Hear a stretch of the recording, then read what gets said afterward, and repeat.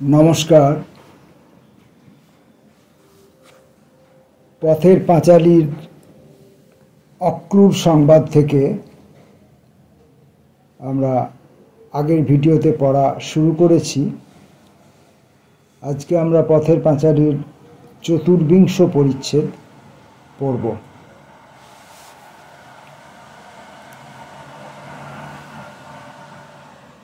হরিহরের বাসাটা বিশেষ ভালো নয়। নিচের তলায় স্যাঁতস্যাঁতে ঘর, তাও মাত্র দুখানি। এত অন্ধকার যে হঠাৎ বাহির হইতে আসিলে ঘরের কোনো জিনিস নজরে পড়ে না। এরকম স্থানে সর্বজয়া কখনো বাস করে নাই। তাহাদের দেশের বাড়ি পুরানো হইলেও রৌদ্র হাওয়া খেলিবার বড় বড় দরজা জানালা ছিল। সেকালের উঁচু ভিতের কোঠা খটখট করিত শুকনা। বাসার স্যাঁতস্যাঁতে মেঝে ও অন্ধকারে সর্বজয়ার মাথা ধরে। অপু তো মোটেই ঘরে থাকে না। সূর্যালোক পুষ্ট নবীন তরুর ন্যায় শুধু আলোর দিকে তার মুখটি থাকে ফিরানো। নিশ্চিন্দিপুরের মুক্ত মাঠে নদী আলো হাওয়ার মানুষ হইয়া এই বদ্ধ ঘরের অন্ধকারে তার প্রাণ হাঁপাইয়া ওঠে। এক দণ্ড সে এখানে তিষ্ঠিতে পারে না।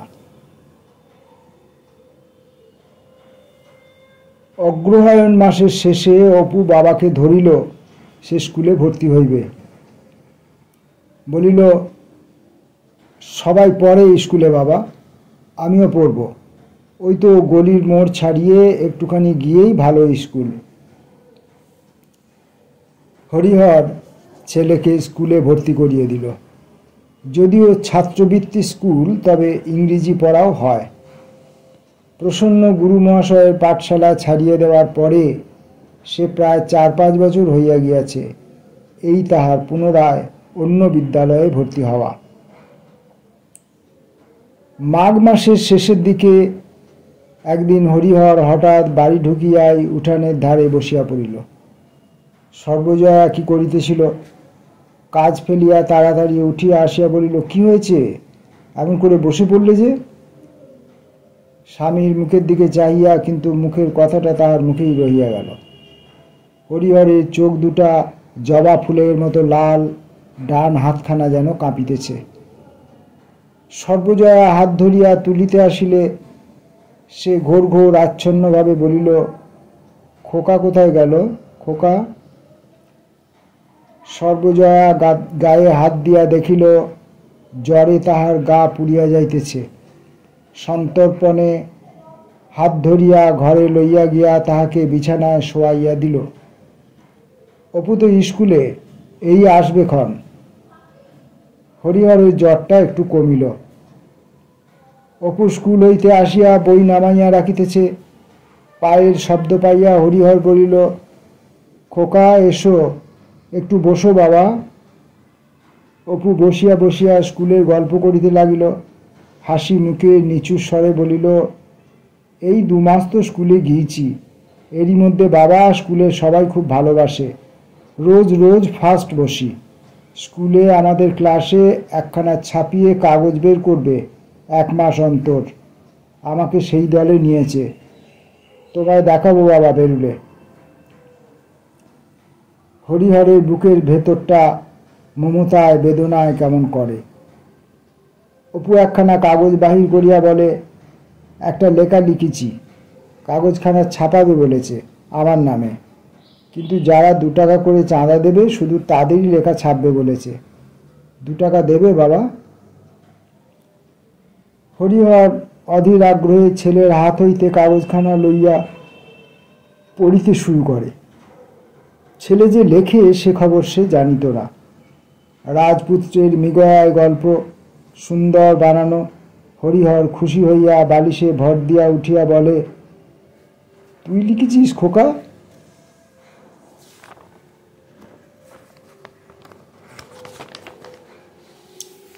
আমি তো আরো কত লিখেছি বাবা, ভূতের গল্প, রাজকন্যের। বাড়ি থাকতে রানুদির খাতায় লিখে লিখে দিতাম তো।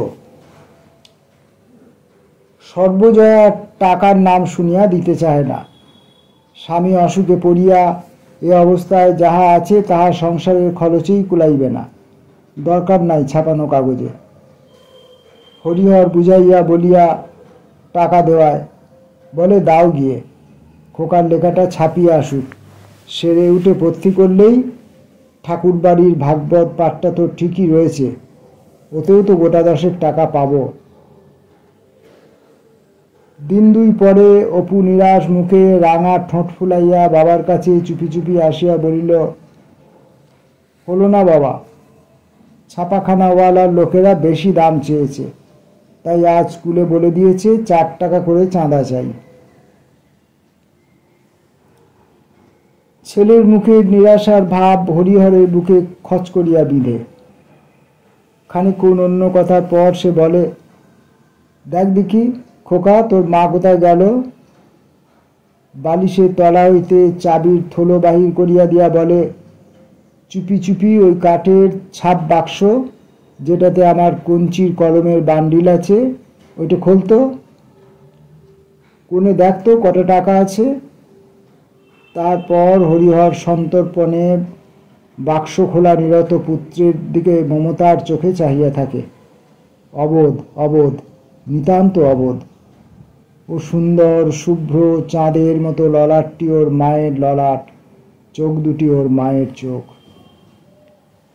অকারণে হরিহরের বুকের মধ্যে স্নেহ সমুদ্র উত্তাল হইয়া উঠিয়া চোখে জল ভরিয়া আনে।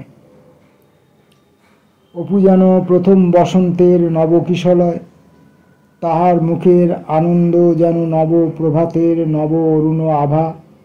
তার ডাগর ডাগর নীলাভ চোখ দুটির চাহনির মধ্যে নিজের অতীত দিনের সে অসীম স্বপ্ন, সুনীল পাহাড়ের নবীন তাল তরুশ্রেণীর উল্লাস মর্মর, কুলহারা সমুদ্রের দুরাগত সঙ্গীতধ্বনি।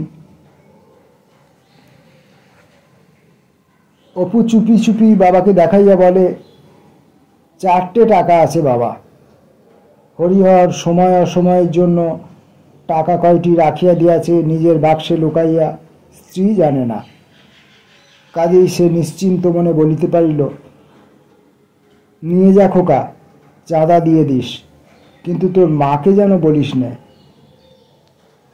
অপু খুশির সুরে বলে, ছাপা বেরুলে তোমায় দেখাবো বাবা, আমার নামে ছাপিয়ে দেবে বলেছে, এই সোমবারে পরের সোমবার বেরুবে।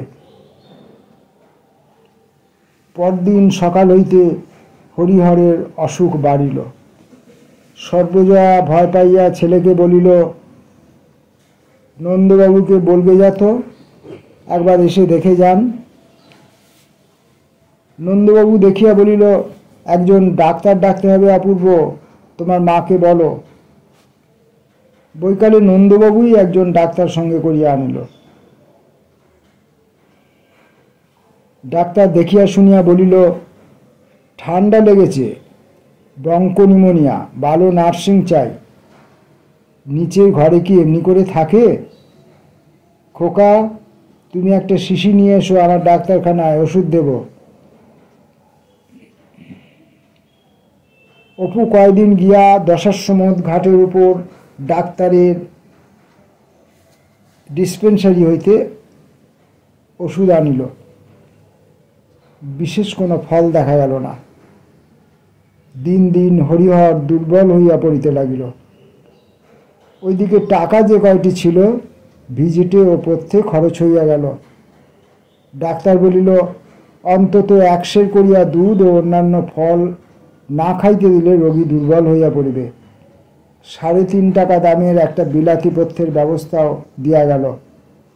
বিদেশ, বিভুই জায়গা, একবার দেখিয়া সাহস দেয় এমন লোক নাই। সর্বজয়া চারদিক অন্ধকার দেখিল। হরিহরের জ্ঞান হইলেই ছেলের জন্য অস্থির হইয়া ওঠে। এদিকে ওদিকে চাহিয়া ক্ষীণ সুরে বলে, খোকা কই, খোকা কই? সর্বজয়া বলে, আসছে। তাই কি হতচ্ছাড়া ছেলে একটু কাছে বসবে? বেরিয়েছে বুঝি সেই ঘাটে। ছেলে বাড়ি এলে বলে, বসতে পারিস না একটু কাছে? খোকা খোকা করে পাগল। খোকার তো ভেবে ঘুম নেই। যা বসগে যা, গায়ে মাথায় একটু হাত বুলিয়ে দিতে নেই বুঝি? ছেলে হয়ে স্বর্গে ঘণ্টা দেবে কিনা?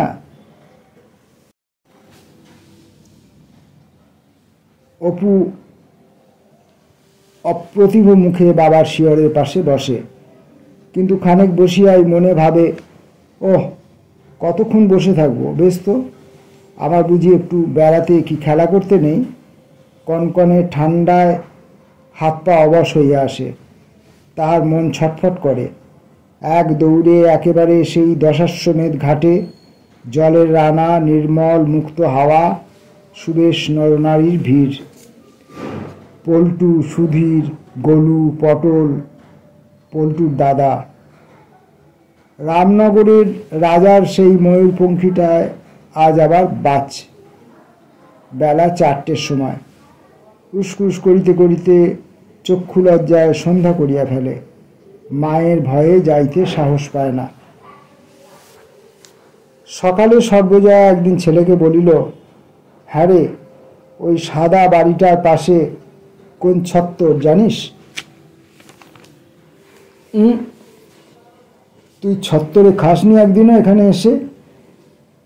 কাশিতে এলে ছত্তরে খেতে হয় কিন্তু, জানিস না বুঝি? খেয়ে আসিস না আজ, দেখেই আসিস না। কাশিতে এলে ছত্তরে খেতে হয় কেন? খেলে পুণ্যি হয়। আজ দশাশ্বমেধ ঘাটে নিয়ে অমনি ছত্তর থেকে খেয়ে আসিস, বুঝলি?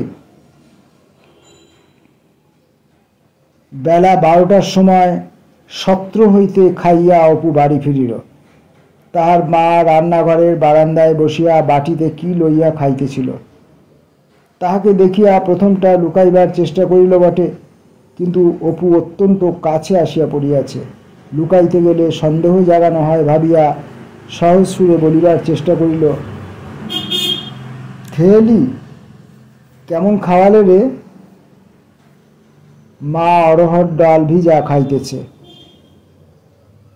ভালো না, কুমড়োর একটা ছাই ঘন্ট, বসে বসে হয়রান, বড্ড ময়লা কাপড় পরার লোক সব খেতে যায়।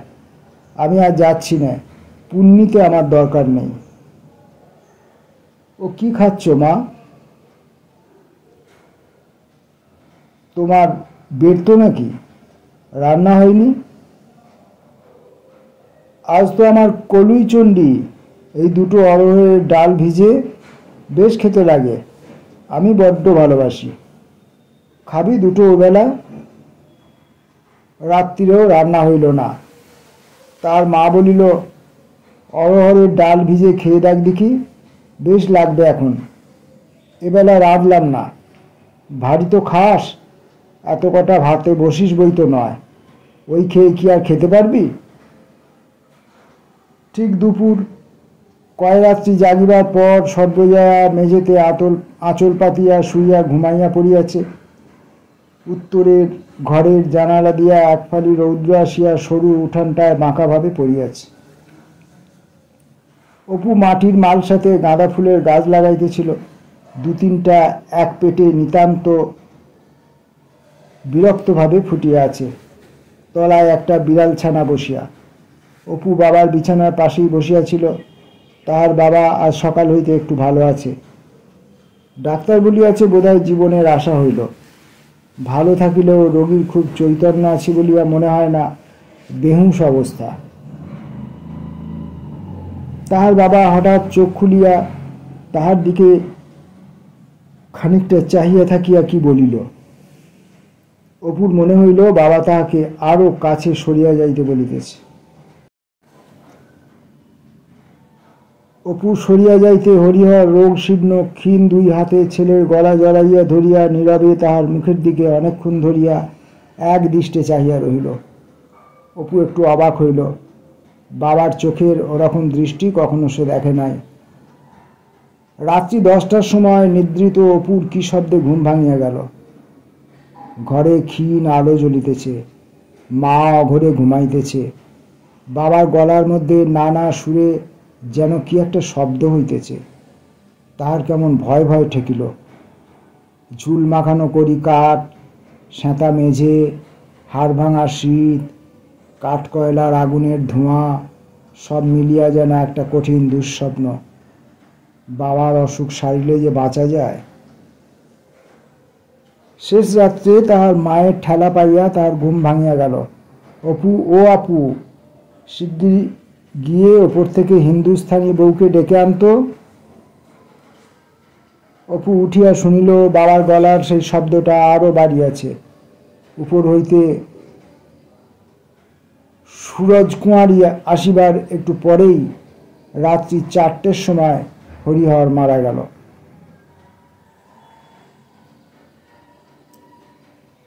বিপদের দিনে পাঞ্জাবি ওভারসিয়ার জালিম সিং ও তাহার স্ত্রী যথেষ্ট উপকার করিল। জালিম সিং অফিস খামাই করিয়া সৎকারের লোকের জন্য বাঙালি টোলায় ঘোরাঘুরি করিতে লাগিল। খবর পাইয়া রামকৃষ্ণ মিশনের কয়েকজন সেবকও আসিয়া পৌঁছিল। মণিকর্ণিকার ঘাটে সৎকার অন্তে সন্ধ্যাবেলা অপু স্নান করিয়া ঠান্ডা পশ্চিমে বাতাসে কাঁপিতে কাঁপিতে পৈঠার উপর উঠিল। রামকৃষ্ণ মিশনের একজন সেবক ও নন্দবাবু তাহাকে উত্তরীয় পড়াইতেছিল। বেলা খুব পড়িয়া গিয়াছে। অস্ত দিগন্তের ম্লান আলো পাথরের মন্দিরগুলার আগাটুকুতে মাত্র চিকচিক করিতেছে। সারাদিনের ব্যাপারে দিশেহারা অপুর মনে হইল তাহার বাবার পরিচিত গলায় উৎসুক শ্রোতাগণের সম্মুখে কে যেন বসিয়া আবৃত্তি করিতেছে, কালে বর্ষতু পর্জনং পৃথিবী শস্যশালিনী লোকা সন্তু নিরাময়া। যে বাবাকে সকলে মিলিয়া আজ মণিকর্ণিকার ঘাটে দাহ করিতে আনিয়াছিল, রোগে জীবনের যুদ্ধে পরাজিত সে বাবা স্বপ্নমাত্র। অপু তাহাকে চেনে না, জানে না। তাহার চিরদিনের একান্ত নির্ভরতার পাত্র, সুপরিচিত হাসিমুখ বাবা, জ্ঞান অবধি পরিচিত সহজ সুরে সুকণ্ঠে প্রতিদিনের মতো কোথায় বসিয়া যেন উদাস পুরবীর সুরে আশীর্বাচন গান করিতেছে। কালে বর্ষতু পর্জনং পৃথিবী শস্যশালিনী লোকা সন্তু নিরাময়া।